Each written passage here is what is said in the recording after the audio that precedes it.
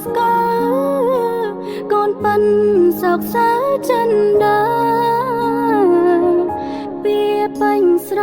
ឡាញ់តួមិនងាយលើចេញ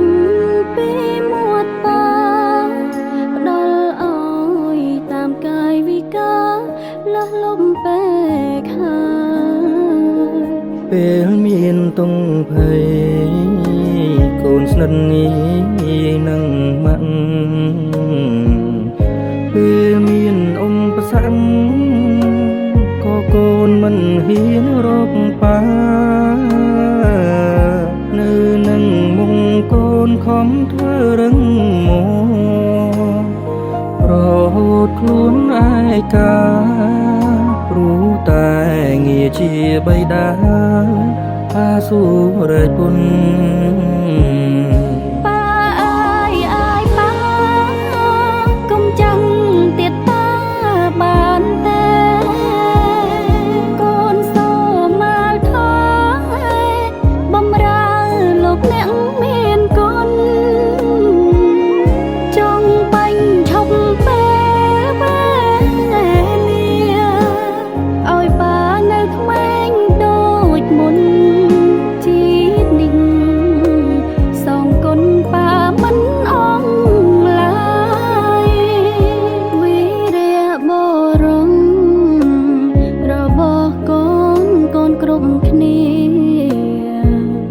សូមទុំជឿជា